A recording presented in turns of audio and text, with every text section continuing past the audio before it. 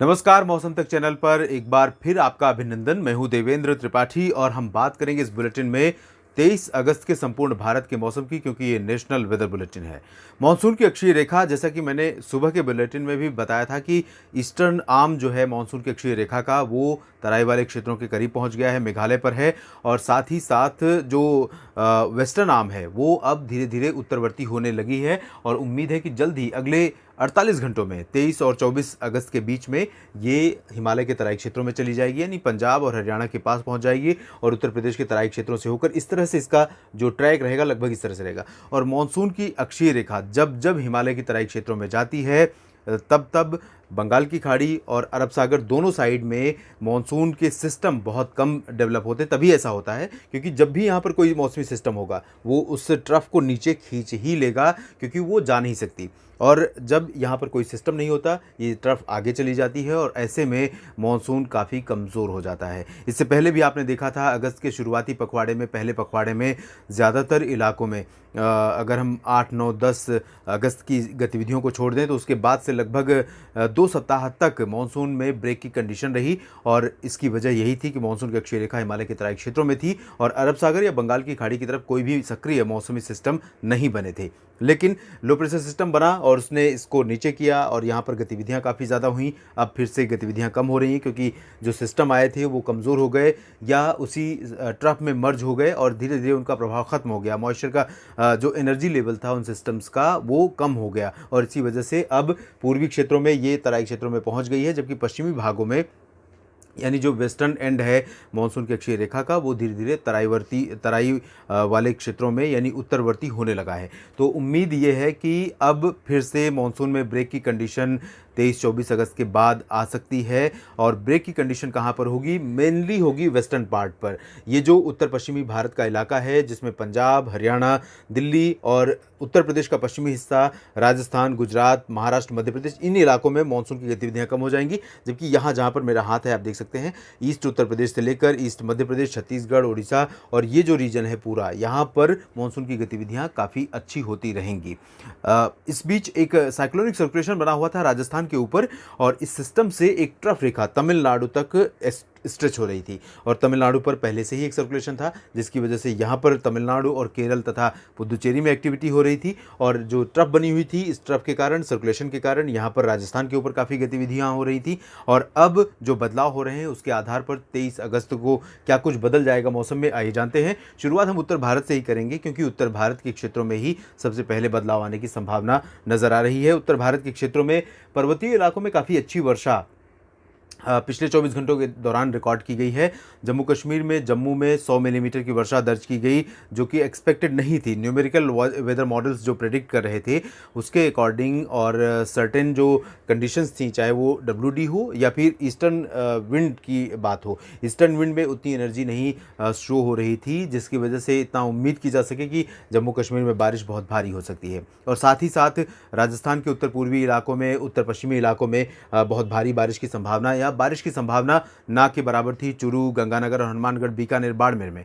लेकिन कल आपने अगर आपको याद हो कल के बुलेटिन में, तो कल मैंने कहा था कि राजस्थान के इन क्षेत्रों में कुछ स्थानों पर वर्षा हो सकती है क्योंकि हवाओं का रुख उधर है और एनर्जी दिख रही है कि वहां पर पहुंचेगी, तो बादलों का प्रभाव रहेगा, इंपैक्ट रहेगा। और सुबह तथा रात में, सुबह से पहले रात में भी बारिश दर्ज की गई। बीकानेर, बाड़मेर में, चूरू में भी बारिश हुई और गंगानगर, हनुमानगढ़ में भी कुछ इलाकों में बारिश हुई। लेकिन बात वही है कि अगर आपके इलाके में बारिश नहीं हुई तो आपको लगेगा कि बारिश नहीं हुई है, लेकिन बारिश दर्ज की गई है। और जब हम जिक्र करते हैं किसी ज़िले का, तो कोई भी ज़िला एक बड़े भूभाग में फैला होता है और कई बार होता है कि कुछ एक इलाकों में बारिश होती है, दूसरे इलाके में बारिश नहीं हो पाती है, सिचुएशन अलग होती हैं। तो ऐसा ही हुआ है क्योंकि भौगोलिक सीमा और पॉलिटिकल बाउंड्री दोनों में बहुत डिफरेंस होता है।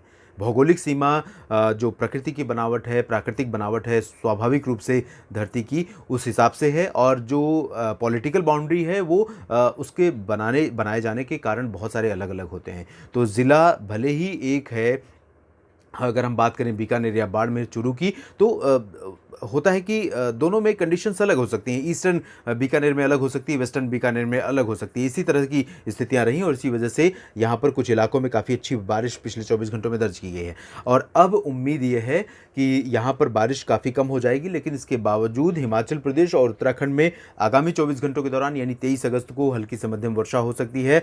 देहरादून, ऋषिकेश, हरिद्वार, नैनीताल, पौड़ी, गढ़वाल समेत ये जो दक्षिणी क्षेत्र है उत्तराखंड का, उत्तर प्रदेश और हरियाणा से सटा हुआ, इन भागों में कई जगहों पर गर्जना के साथ हल्की वर्षा हो सकती है और कहीं कहीं पर मध्यम से तेज बौछारें भी गिर सकती हैं। उत्तरी भागों में अपेक्षाकृत कम बारिश होगी। शिमला, ऊना और चंबा समेत जो दक्षिणी इलाका है हिमाचल प्रदेश का, इन भागों में भी कई जगहों पर बारिश होने की संभावना रहेगी।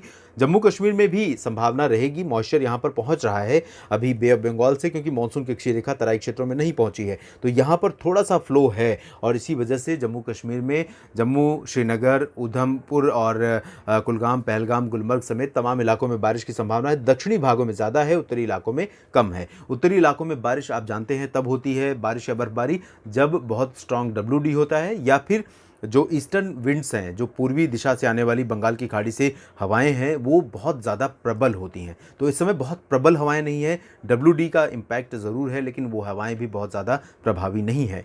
गिलगित बाल्तिस्तान, मुजफ्फराबाद, लद्दाख समेत इन सभी इलाकों में मेनली ड्राई वेदर रहेगा। आंशिक बादल छा सकते हैं, कहीं कहीं पर बूंदाबांदी या हल्की वर्षा ज़रूर हो सकती है। मैदानी इलाकों की बात करें एक बार फिर से, तो पंजाब, हरियाणा और दिल्ली तथा वेस्ट उत्तर प्रदेश में आप देख सकते हैं, वेस्ट उत्तर प्रदेश में तराई वाले इलाकों में और साथ ही साथ अलीगढ़, आगरा, बुलंदशहर, गौतम बुद्ध नगर, इन सभी क्षेत्रों में कई जगहों पर वर्षा की संभावना है। तो आपको बता दें, ये जो बीच में गैप दिख रहा है, ये गैप नहीं रहेगा और ये जो रंग है डार्क ग्रीन, ये हरा रंग यानी ज़्यादा बारिश की संभावना है। लाइट टू मॉडरेट की इंटेंसिटी हो सकती है बारिश की। तो यहाँ पर सहारनपुर, मेरठ, मुरादाबाद, बिजनौर से लेकर बरेली, शाहजहाँपुर तक, और यहाँ आगरा, अलीगढ़, मथुरा, एटा, इटावा, हाथरस और गौतम बुद्ध नगर, बुलंदशहर, ये जो इलाके होंगे, इन भागों में कई जगहों पर हल्की से मध्यम बौछारें गिर सकती हैं। कभी बादल तो कभी धूप का प्रभाव यहां पर रहेगा और यही स्थिति हमें दिल्ली और ईस्टर्न हरियाणा में भी देखने को मिल सकती है।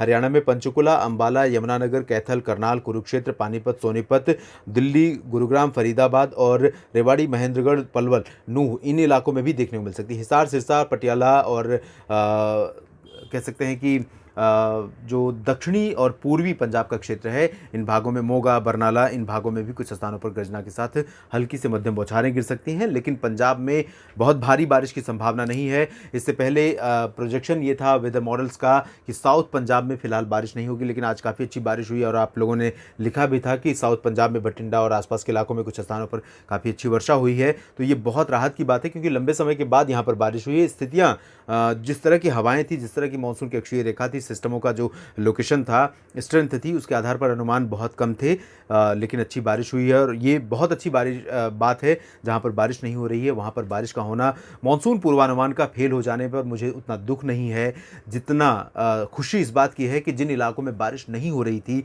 उन इलाकों में भी बारिश मिली और बारिश की वजह से आपको बड़ी राहत मिली है और ये बहुत अच्छी बात है और यही स्थितियां यहाँ पर रहेंगी। लेकिन आज की तुलना में कल यहाँ पर बहुत कम इंटेंसिटी होगी, इसके बावजूद कुछ इलाकों में वर्षा ज़रूर हो सकती है। बात राजस्थान की करें तो राजस्थान के उत्तरी और पूर्वी इलाकों में तथा उत्तरी और पश्चिमी इलाकों में यानी गंगानगर, हनुमानगढ़, चूरू से लेकर अलवर और भरतपुर, झुंझुनू, जयपुर, ये जो रीजन होगा, इन भागों पर मानसून की एक्टिविटी आंशिक बादलों के रूप में बनी रहेगी और कुछ हिस्से ऐसे हो सकते हैं जहां पर हल्की बारिश हो सकती है, कहीं कहीं पर बूंदाबांदी, और कुछ इलाके ऐसे भी हो सकते हैं जहां पर तेज़ बौछारें भी गिर सकती हैं। लेकिन तेज़ बौछारों की जो प्रोबेबिलिटी है, अगर हम उसकी बात करें तो उसका परसेंटेज लेवल बहुत कम है, 50% के चांस है, जबकि लाइट रेन के जो चांसेज हैं वो 80% से ऊपर हैं। ये इन इलाकों में 80% से ज़्यादा संभावना है, क्योंकि हवाओं का इम्पैक्ट यहाँ पर, मॉइस्चर का इम्पैक्ट यहाँ पर रहेगा। मानसून की अक्षीय रेखा इन क्षेत्रों के आसपास है, तो उम्मीद कर सकते हैं कि कुछ बारिश आपके क्षेत्र को और मिले, जिससे यहाँ पर बीकानेर, बाड़मेर, गंगानगर, चूरू, इन भागों में आपको बड़ी राहत मिले, किसानों को, खेती को बड़ी राहत मिले। फिलहाल ये स्थिति रहेगी। राजस्थान के दक्षिण पूर्वी इलाकों में कुछ स्थानों पर वर्षा की गतिविधियां लगातार बनी रहेंगी। पश्चिमी उत्तर प्रदेश के बाद हम चलते हैं पूर्वी उत्तर प्रदेश की तरफ। यहाँ पर आप देख सकते हैं बारिश लगातार काफ़ी अच्छी होगी और पूर्वी उत्तर प्रदेश के तमाम इलाके प्रभावित हो सकते हैं। वाराणसी, गोरखपुर से लेकर अयोध्या तक जो रीजन है लखनऊ, कानपुर, बहराइच और गोंडा, बस्ती, देवरिया, गोरखपुर और बलिया, आजमगढ़, जौनपुर, प्रतापगढ़, सुल्तानपुर, अयोध्या, बाराबंकी, इन सभी क्षेत्रों में कई स्थानों पर मध्यम से भारी वर्षा होने की संभावना है। इन इलाकों में कुछ स्थानों पर तेज़ जो बारिश का झोंका रहेगा वो थोड़े समय तक स्टे करेगा और काफ़ी अच्छी वर्षा से लोगों को यहाँ पर राहत मिलेगी, खेती किसानी को बहुत फ़ायदा पहुँचेगा। लेकिन बिहार में जो बारिश जारी है वो लोगों के लिए आफत बन रही है और ये आफत की बारिश अभी ख़त्म होती हुई नज़र नहीं आ रही है। 23 अगस्त को भी यहाँ पर पटना, दरभंगा, गया, भागलपुर, किशनगंज, अररिया, पूर्णिया, सुपौल, चंपारण, तमाम जगहों पर मध्यम से भारी मानसून वर्षा होने की संभावना बनी हुई है और लगातार यहाँ पर अगले 24 से 48 घंटों तक मानसून वर्षा इसी तरह से जारी रहेगी। झारखंड में भी कई स्थानों पर मध्यम से भारी वर्षा हो सकती है। गंगेय पश्चिम बंगाल, उप हिमालय पश्चिम बंगाल, सिक्किम और पूर्वोत्तर भारत के राज्यों में भी कई स्थानों पर वर्षा होने के आसार हैं। लेकिन पूर्वोत्तर भारत में असम में सबसे ज़्यादा इंटेंसिटी रहेगी, जबकि मेघालय, नागालैंड, मणिपुर, मिजोरम और त्रिपुरा के इन राज्यों और अरुणाचल प्रदेश में हल्की से मध्यम वर्षा होने की संभावना नजर आ रही है। मध्य भारत की तरफ रुख करें तो यहाँ ओडिशा और छत्तीसगढ़ में फिलहाल आप देख सकते हैं लाइट रेन की संभावना नजर आ रही है और लाइट रेन मुख्यतः जो अंदरूनी इलाके हैं ओडिशा के और तटवर्ती रीजन है इन भागों में होने की संभावना है। छत्तीसगढ़ के उत्तरी क्षेत्रों में अंबिकापुर में बारिश हो सकती है और दक्षिण में जो इलाके हैं इन भागों में भी वर्षा होने की संभावना नजर आ रही है। अगर मध्य प्रदेश की बात करें तो पूर्वी और पश्चिमी इलाकों में सभी जगहों पर बारिश के आसार हैं, लेकिन एक्सट्रीम वेस्टर्न पार्ट में जहां पर बारिश अच्छी हुई थी पिछले 24 से 48 घंटों के दौरान, अब इंटेंसिटी थोड़ा सा कम हो रही है। मानसून की अक्षीय रेखा ऊपर जा रही है और राजस्थान से लेकर तमिलनाडु तक जो ट्रफ बनी हुई थी उसका भी इम्पैक्ट धीरे धीरे कमज़ोर होने लगा है। महाराष्ट्र पर एक सर्कुलेशन बना हुआ था उसका भी प्रभाव कम होने लगा है। इसी वजह से सेंट्रल रीजन में, सेंट्रल इंडिया में बारिश की इंटेंसिटी अब पहले की तुलना में कम हो जाएगी। तो उम्मीद फिर भी इसके बावजूद रहेगी। भोपाल और खरगोन से लेकर इंदौर तक बारिश की संभावना रहेगी। रतलाम में भी बारिश हो सकती है। गुना, ग्वालियर, दतिया, टीकमगढ़ और सागर, सतना, पन्ना, रीवा, उमरिया, जबलपुर, मांडला, बालाघाट इन भागों में भी वर्षा की संभावना रहेगी।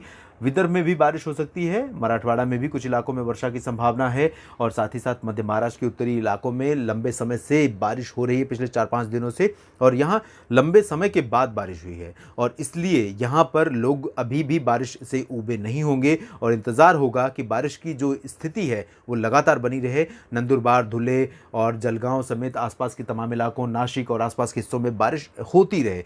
तो ये स्थितियां अगले 24 से 48 घंटों तक आपके लिए सकारात्मक रहेंगी और बारिश आपको मिलती रहेगी। दक्षिणी मध्य महाराष्ट्र, दक्षिणी मराठवाड़ा और कोंकण गोवा में इंटेंसिटी कम रहेगी, लेकिन हल्की वर्षा इन भागों में भी दर्ज की जा सकती है। दक्षिण भारत की तरफ चलें तो तेलंगाना और उत्तरी तटीय आंध्र प्रदेश तथा रायलसीमा में कुछ इलाकों में हल्की से मध्यम बारिश के साथ कहीं कहीं पर भारी वर्षा हो सकती है। रायलसीमा के क्षेत्रों में कहीं कहीं पर भारी बारिश होने की संभावना यहाँ पर नजर आ रही है। दक्षिणी आंतरिक कर्नाटक और तमिलनाडु में भी कुछ स्थानों पर बारिश की गतिविधियाँ काफ़ी अच्छी हो सकती हैं। यहाँ देख सकते हैं आप, ये रायलसीमा का क्षेत्र है, दक्षिणी आंतरिक कर्नाटक है, तमिलनाडु का रीजन है और केरल, इन सभी क्षेत्रों पर हल्की से मध्यम बौछारें गिर सकती हैं। कहीं कहीं पर भारी वर्षा का भी अनुमान रहेगा। उत्तरी आंतरिक कर्नाटक में फिलहाल लाइट रेन होगी और कोस्टल रीजन पर इंटेंसिटी बहुत ज़्यादा नहीं रहेगी। ऑफशोर ट्रफ कमज़ोर है, बहुत ज़्यादा प्रभावी नहीं है। अगस्त महीने में बहुत कम समय के लिए ऑफशोर ट्रफ यहाँ पर एक्टिव रही है। लक्षद्वीप में लाइट रेन की संभावना और अंडमान व निकोबार द्वीप समूह में फिलहाल लाइट रेन की संभावना यहाँ पर नजर आ रही है। देश भर के मौसम पूर्वानुमान के इस बुलेटिन में अभी इतना ही। आप बने रहिएगा मौसम तक चैनल के साथ। धन्यवाद।